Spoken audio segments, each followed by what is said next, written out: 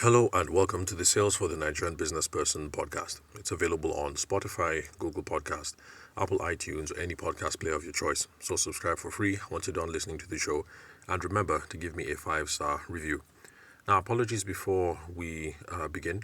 I have a cold right now. My son, well, I perpetually have a cold. I'm sure if you've been listening to this podcast. And that's just because I have little kids. School resumes, they go home, they bring all sorts of germs.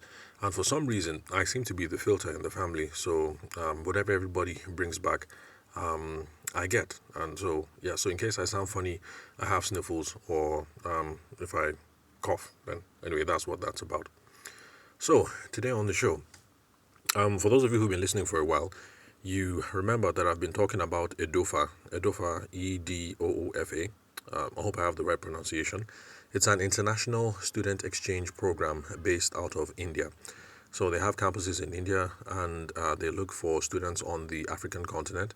Started off with Nigeria and Ghana, and eventually they've moved on to other countries, not just in the central part of the African continent, but also the southern part as well. So we have people all over the place, Kenya, Tanzania, Zimbabwe, you name. So these people get to study in India, where they have the campus, and they are exposed to remote working opportunities. So the benefit of being running through the EDOFA program is you gain access to a world-class education. And for those of us in this part of the, on the African continent, we know that our brothers in India, they have a reputation for being, well, I say, booky and hardworking. So I guess it's not a bad place to try out if you're looking at having a world-class education abroad.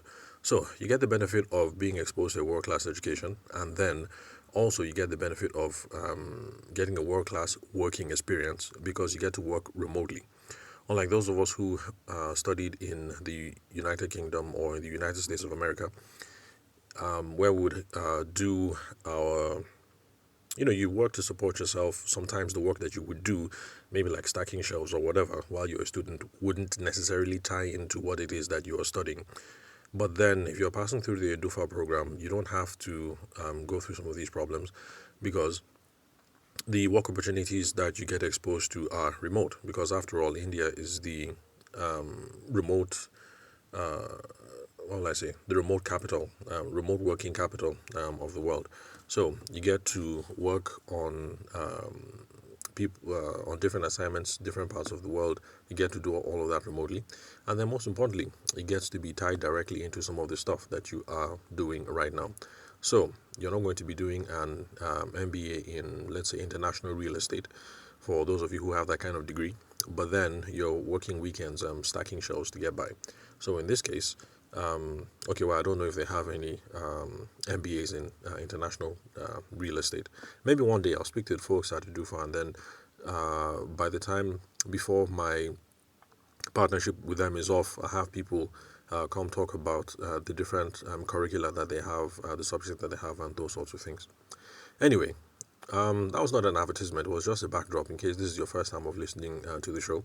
And then also a signal to those of you old listeners that this is a continuation of the seminar series that I've been doing with EDUFA for the month of September. So if you've been listening for a while, you already know the 2 or 3 questions we've already done so far. And today is Friday, the 22nd of September, and the next one is going to be networking. How can people around you help to build your career? Now, in the past, what I've done is to have the seminar with them first and have the discussions with them first, and then make the summary recording and share over here on the podcast so that you guys can get the benefit of the good stuff we've been talking about over there. However, today I'm taking a different approach because the students have requested that they like seeing my handsome face, but they also would prefer to see some written material. So, even though it's not my style, I prepared the material ahead of time and sent it over to the faculty members that I'm in touch with. So, I figured since they already have the material, instead of making a summary episode, I might as well just record a what will I call it? A pre something episode, just so that the record is here and I can send it to the students immediately after the class, because by this point they already have a skeletal idea of what it is we're going to discuss anyway. So, On to the topic, networking. How can the people around you help to build your career? Now, I must confess, a lot of the stuff that we talk about over here on the podcast, sales and business development, I typically speak about it in a business development perspective. But of course, these things relate to building your personal career as well. And so this is one of those aspects where you're going to see much more clearly how that works. Now, of course, to start off the conversation, we have to define what networking is. Now, this is one of those things that has multiple definitions. People talk about networking. Some people say networking is wrong. Some people talk about alliancing. Some people saying alliancing is wrong. Some people talk about building partnerships. Some people say partnerships in perpetuity is wrong. Some people, instead of talking about partnerships, talk about strategic, strategic partnerships, and blah blah blah. So, whether we're going to do networking, strategic alliances, strategic account building, what else? Whatever it is that we're going to call it, all those multiple things, there's one thing that they have in common, which is sorting through contacts and acquaintances. So, in building our businesses, in building our careers, we're going to meet multiple people and we're going to make multiple acquaintances. Even outside of the career and outside of the business, you go and drop the kids off at school, you go to church, you run into someone at the market, you name, chance encounters, you're going to be building contacts and building acquaintances. Now, whatever it is that is your preferred term, we have to engage in sorting through contacts at the end of the day. And so for me, no matter what definition you like about networking or building alliances, this is one thing that all these activities have in common. We have to sort through contacts and we have to sort through acquaintances. The reason why we have to do that is because not everybody is useful to our mission and our agenda. And in reverse, we can't be useful to everyone in their own missions and their own agenda. And the whole point of networking or building alliances or strategic partnership management or whatever is to sort through contacts and acquaintances to try and figure out who are these people. Are our missions aligned? For those people that our missions are aligned, how can we get to work together? How can we get to move in the same direction? And how can we get to make progress? So, what is networking? I'm not going to give you a definition. Whatever it is that you prefer, take that as your definition. But remember, no matter what you call it, no matter what your definition is, this is one thing that we have in common, sorting through contacts and acquaintances, and that is something that you have to have at the back of your mind. You run into someone at the market, sure, that's networking, but you're sorting through contacts. You run into someone in church, that can be networking, you're sorting through contacts, and it's the same. You go to a business seminar, it's the same thing. So, when should you be networking? I'm sure you've already figured out from the answer I've given so far that you should be networking all the time. At the market, in church, kiddie school, whatever. Networking is not always a formal event. Now, those formal events are fine when maybe the Abuja Society of Engineers calls a general meeting and you guys gather up in the International Conference Center and you have nice dinner and nice food and everything. And then there's that section where it says 7:30 to 8:45 networking. Yes, that formal thing might be a little stifling for some of you, but networking doesn't always have to be limited to those sorts of events. So, from the time that you show up to ICC and you're having food and having small talk and all whatnot, that is also networking.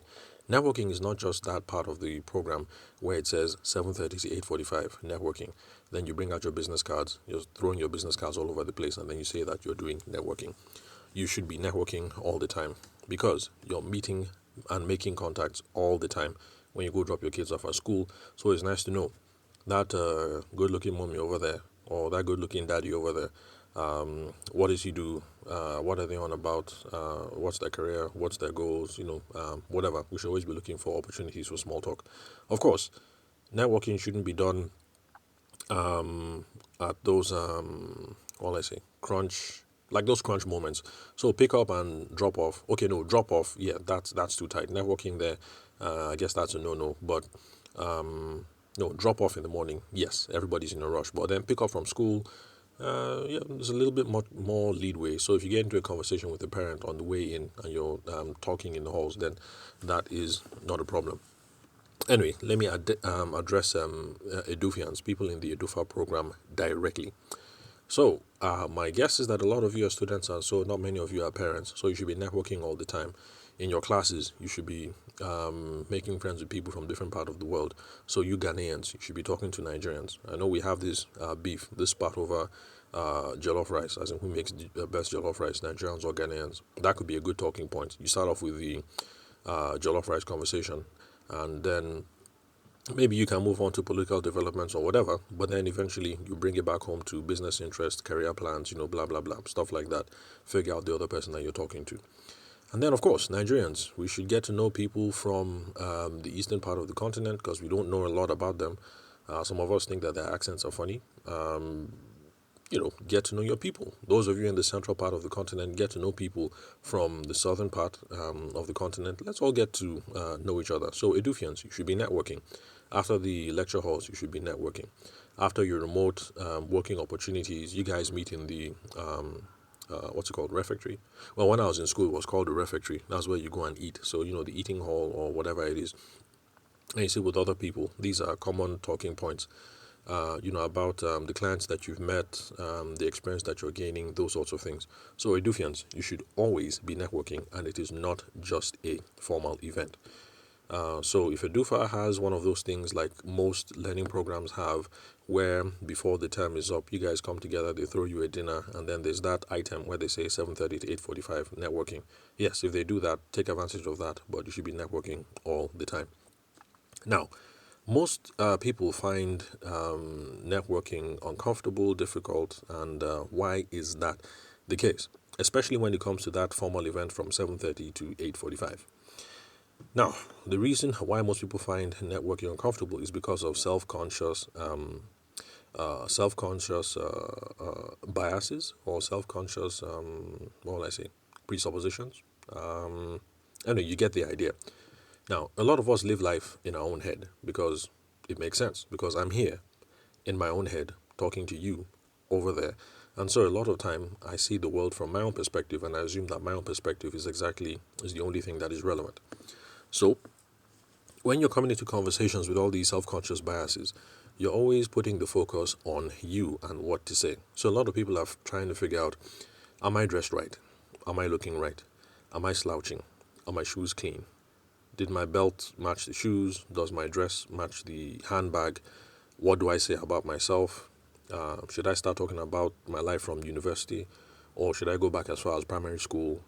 I'm trying to get a job at so and so. So, who are the kind of people here that I should be talking to?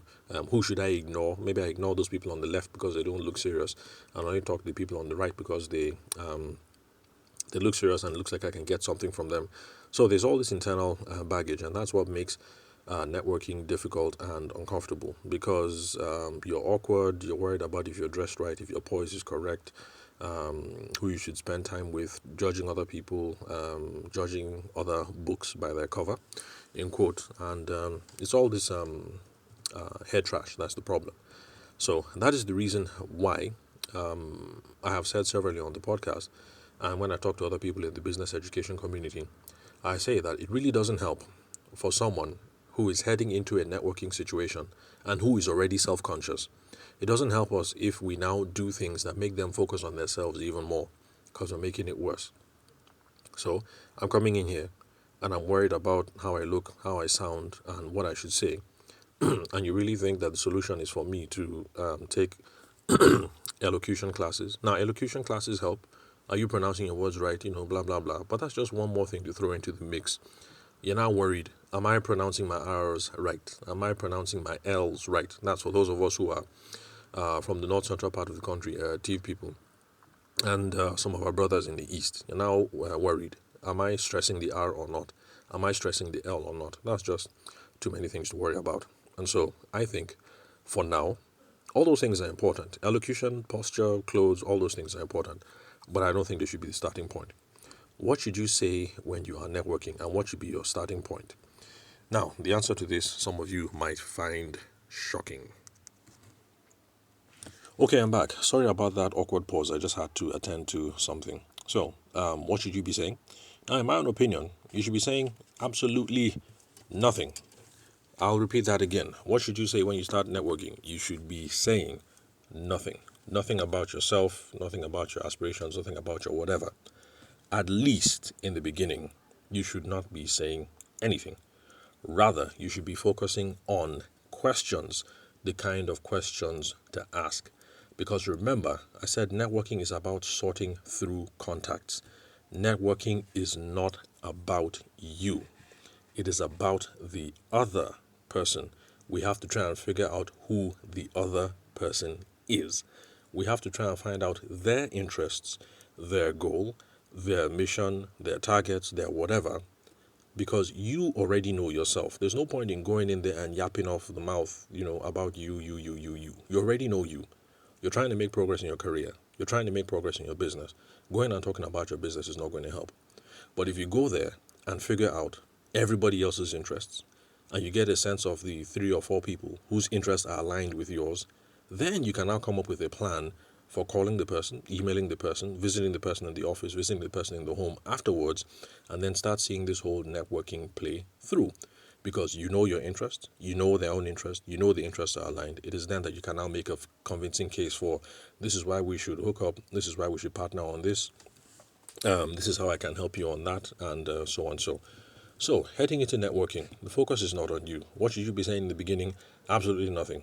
You should be trying to figure out who this other person is. You can only figure out who the other person is if you start asking questions. Hey, Mr. Adebanjo or Madam Adenike or Mr. Haruna, nice to meet you. What brings you here? How long have you been a member of this association? What are you getting out of it? Before you joined, what were you hoping to achieve? Okay, what kind of revenue is your business doing right now? Who are the target clients that you face? What are the challenges you guys are facing now in this new economy? Blah, blah, blah. I mean, pick questions that are natural to you and natural to the context. But these are the sorts of conversations that you'll be having. And by the time you ask this question, you're going to figure out the person's name, the company, where they work for, the kind of revenue they do, the goals that they have, what their strategic projects are, blah, blah, blah, those sorts of things. And that is what now allows you to call up the next time to say, hey, Mr. Haruna, yeah, we met at the networking session of blah, blah, blah, blah, blah. This is so and so, the guy from Nigeria. And of course, I'm like, oh, okay, yeah, I really enjoyed our conversation together, and blah, blah, blah. I remember when you spoke about this initiative, that initiative. It just so happens that my own company is also working on ABC and XYZ, and I think that there might be some room here for a strategic alliance. So, what do you think? And you hear him out, and then the next step is going to be, okay, so if you're cool with that, can I come over to your office on Tuesday? I'll be with my partner, Kelechi, and me and Kelechi would like to discuss to see how our companies can move together on 1, 2, 3, and 4, 5, 6. And then he says, oh, fantastic, that's very good. And then you end the phone call, and then you and your partner Kelechi start planning for the next meeting. And so that's how it works. Instead of going there and throwing out your business cards to everybody, and then you come home, and then your husband asks you, how did you do? Or your wife asks you, how did you do? And you say, oh, yeah, it was a beautiful networking session. I handed out 50 business cards. But out of those 50 business cards, you don't have one productive conversation afterwards. It makes more sense to take this approach that I'm advocating. You go there, you end up talking to maybe 6 or 7 people. Out of those 6 or 7 people, you have 4 strong meetings booked because of stuff that you're going to discuss afterwards. So that's how it should be done in a business context. And the same also applies to you, Edofians. So in the refectory, you're sitting down next to a dude. He's from Nigeria or Mozambique or whatever, or a lady from Tanzania. I mean, wherever. And that's how you start off these conversations. Hey, what's up? How you been? How you finding the program? Where are you from? Which region? Why did you join the program? What are you hoping to get out of it? What have your experiences been so far? After this, are you heading back home? Are you planning to emigrate to Canada?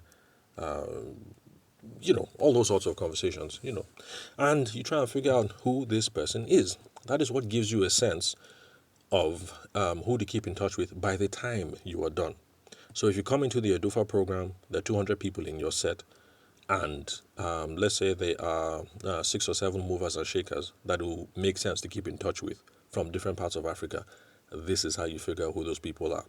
It's not by going, sitting down with somebody and saying, my name is my name is Moboto. I'm from Zimbabwe. This is my business card. This is when I was born. This is where I went to church. This is how I grew up. This is my parents. This is blah blah blah blah blah blah blah blah blah. And you just vomit about yourself. You're not going to know who the movers and shakers are in the class. So this is how you go about it. Networking, it's not about you. Focus on the other person. It's not about what you say. It's about the questions that you ask. Of course, you're going to get a chance to talk at some point. And when you do that, you're going to try to be building commonality. So that's the point where, all those Me Too points in the conversation, where the person talks about their upbringing, say, okay, I grew up in Addis Ababa and blah, blah, blah, and so, and so. And that's why you're like, oh, are you serious? You guys have that in Addis Ababa? Really? I grew up in Makudi, and that's how it was in my own place too. And then you guys have a good laugh. And of course, there's nothing wrong with talking about yourself, but when you talk about yourself, you're going to be trying to build commonality. So have these conversations, tease out, figure out who the person is. You're trying to figure out who are the movers and shakers, who are the interesting people, and that's it. Now, movers and shakers, interesting people, all of that is relative. Depends on what it is that you want to do. So I'm interested in sales. Sometimes I talk about marketing. And right now, I have some strong opinions about politics, but I'm not really there yet. So perhaps at this stage in my life, it doesn't make any sense for me to head into networking sessions and then to spend half the time or all the time talking to people who are political juggernauts. At this point in my life, it's probably not the best idea. So it's relative. So political movers and shakers might be big wigs, might be important people in an objective sense, in quote. But relative to where I am now in my business, in my career, man, it's not the case. So if I head in there and everybody's a political bigwig, the personal assistant to so and so, the minister of so and so, the governor of this and this, maybe there's no need for me hanging out with that crowd and investing time in getting to know that people. Anyway, I belabored the point, so let me move on from there. Now, what do you do after the conversation? Typically, there's follow up, there's follow through, and like I mentioned, you guys will come up with some specific initiatives that you need to work on. Now, what's the difference between follow up, follow through? Are they the same thing? Follow up is traditionally what we do in this part of the world, where you just call up someone and say, "Hey, how are you? How are the children? Blah blah blah." I just said I just said make I greet you. I said I wanted to greet you. Blah blah blah, and then you cut the phone. Now, I don't think in the West, in America and in the United Kingdom, spent some time in the UK. My wife has done some studying in the US. I don't get the sense that they are that way. Because for them, there's a phone call, there's a point, get straight to the point, and then end the call. But in this part of the world, it's absolutely fine for you to call someone up and be like, "Hey, it's been a long time. How you been? How's your grandmother? Oh, your brother's wife gave birth. She had twins. Ah, congratulations. My sister too had twins.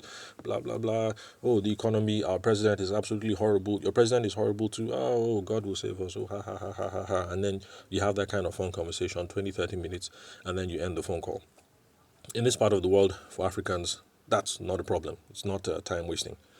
However, the problem is when you call to follow up and you do it 6 or 7 times a year, people start getting weary and they start getting tired. I mean, there's a limit to how many times you can ask me about my grandmother and my brother's twins and the president of my country and or whatnot, because I have work to do. I can't keep having these conversations with you over and over. They're nice, we get to be friends, but ultimately the conversations are pointless. That is follow up. Follow through, on the other hand, is when you have a specific reason for the call and you get through to that reason. So yes, you will call, you will talk about grandma, you will talk about the twins, you will talk about the new president, and you talk about the initiatives in the African Union, or whatever it is that catches your fancy. Let's say there's the prices of meat have gone up in your part of town. Yeah, you talk about all that. But then eventually have to get to the point of, by the way, anyway, the main reason why I'm calling is, blah, blah, blah. What we spoke about, this and this and this. I have some ideas. What do you think about this? Can we have a meeting to discuss that? Blah, blah, blah. That is follow through. So we should always be in a follow through mindset, which is we should have figured out 2 or 3 things during the current conversation that we would like to follow through on later on to discuss some more or to advance the relationship. And that's where specific initiatives comes up. If the person talks about specific business initiatives that they're working on, that the company is working on, or let's say it's a company networking thing, and let's say, okay, you work in a bank, you're in human resources, the other person is in the forex department or something, so forex department is working on something. Follow through is you calling up to say, hey Kevin, how are you doing? This is Tajuddin, the guy from the company mixer. So, oh Tajuddin, how are you doing now? Blah blah blah. I really enjoyed the conversation. How's the family? How's your husband? Blah blah blah. The cost of fuel, this, that. Oh, anyway, the reason why I was calling, I remember that you spoke about this thing that Forex department is working on. Well, those of us in human resources, we think that instead of 4, 5, 6 like you guys were planning, how about we do 1, 2, 3? So, what do you think about that? And then she replies and says, okay, maybe we need to have an interdepartmental meeting about that. So, are you guys free Tuesday, 9 a.m.? I'll come with my HOD. HOD is head of department. I'll call my head of department. Maybe your own head of department to let's sit down. Let's see how we can hash this thing out. So okay, fine, and then you end the call. That's the difference between follow up and follow through. Follow up is good, but after a while, it ends up being aimless, and you're wasting somebody's time. Follow through, on the other hand, very productive, and people will look forward to hearing from you. And they're not going to mind the fact that, when you call, you ask about family, or maybe you have some strong political views on this or on that. But ultimately, you are an interesting guy or girl, you're a useful resource. Whenever you call, it's always something productive, and so people will be looking forward to it. So that's what you do after the conversation. That's the difference between follow up and follow through. Of course, in this day and age, we have to do the expected, do the usual. Follow them on Instagram, send a connection, LinkedIn request, what else? Exchange phone numbers, blah, blah, blah, all those sorts of things. So those are the sorts of things that you do after the conversation. Now, we've been talking for 26 minutes, so I'm going to bring this to a close. Now, the main thing that I want folks to get out of this, whether you're on the Dufian or not, is this. Networking is not about you. You need to get that into your head first. Figure out the kind of questions you're going to ask first. Figure out what you think is a valuable prospect, someone to talk to, someone building a relationship with. First of all, try and figure out whose interests are aligned, not aligned. Those are the sorts of things you need to figure out first. When you have all these things dialed in, then you can now take classes on elocution, on dressing, and blah, blah, blah. So for me, I don't bother about elocution and dressing. I mean, it is what it is. I do all the ums and ahs on the podcast, and because that's how I talk in real life. Now, would I be much more efficient and much more effective if I stop umming and ahhing? I guess so. So, for someone like me who already knows the basics, lessons on how to stop and how to stop would be important. Lessons about whether I put my hand in my pocket and put my thumb out or I put my thumb in, that is important. Whether my belt matches my shoes, that's important because those would help me tweak effectiveness. But don't start off worrying about these things. Where's your hand? Where's your dress? Where's your shoes? I mean, of course, don't show up with trousers that are not ironed or with shoes that have a gaping hole. Or don't show up to these things and not use deodorant because in this part of the world, in the tropics, if the air conditioning is not working very well, eventually you're going to start sweating in your armpits, and it's not going to be nice trying to have conversations with people, and then you're walking around with body odor. So networking is not about you. And then another thing, networking is not going to solve your problems today. If you have specific problems today, don't go networking assuming that you can solve those problems. Networking requires a certain level of trust. So if you have low sales and you're going to a networking session today, hoping to leave with high sales, that is not going to work. You're going to turn people off. If you're having problems with your career today, you're hoping to go networking today to solve your career problems today, that is not going to work. You haven't built relationships with people. They're going to think that you are a user and they are going to avoid you because every time we see this guy, he's always asking for money. He's asking for contacts. He's asking for this. He's asking for that. So it is not going to work. Networking will not solve your problem today. Network today because it will help you solve your problems tomorrow. The networking that you're going to do this week, you might not see the value until 6 months, 3 months down the line, maybe even next year. You can't anticipate how these things work. But just know that networking is not good for solving immediate problems. If you have low sales, The problem is to talk to your sales team, refine your sales process, blah, blah, blah. If you're having career problems, what will solve your problem today is going to go and talk to your HOD about some of the problems that were raised during your the last meeting, or maybe talk to other people in the company, see who is your godfather in quote, or your supporter, or your godmother, or whoever. Those are the things that will give you much more immediate results. But network today, because networking is going to help you solve your problems tomorrow. And then the final thing is that networking works better the more you know about the other person. I can't stress it again. Networking works better the more you know about the other person. It is not about you. If you go there and you beat your chest and you try to impress everybody that you graduated first class, you are the valedictorian, you are the best person in your village, you have the strongest scores in your country, or you're a millionaire at 39, or blah, yeah, all of that is impressive. You get people impressed about you, but you're going to leave there and not get any value from the network. You need to know about the other people there. So yes, you're a millionaire at 39, or you graduated first class, but there might be somebody in there who has multiple PhDs and blah blah blah. That is the person you need to know if furthering your academics is important. How did you go about doing your research paper? What school did he go to? What grants did he apply for? What funding opportunities are out there? What research opportunities are out there? That is what you need to find out. You need to know more about the other person, and don't go around the place talking about how you graduated first class. It's impressive, but ultimately it's not going to get you anywhere. It's the same thing. If you became a millionaire by 39 or by 50 or whatever, it is impressive. But what about the person who became a billionaire at 30? It would be nice to know who that person is, have a conversation with him, what business he was involved in or she was involved in, how did she get to where she was, what challenges did she face, where does she think the economy is going tomorrow, what does she think about enterprise in Zimbabwe or on the African continent or whatever. So networking works better the more you know about other people. Let's stop going there, throwing around our business cards and bragging. Let's go there, try and figure out who is in the room, who is worth building a relationship with, and then after the session is over, we come up with a plan for following through. How am I going to work through on specific initiatives, or how am I going to build relationships, around certain interests, around certain motivations, and things like that. So when you do that, that's when you get the best value out of networking.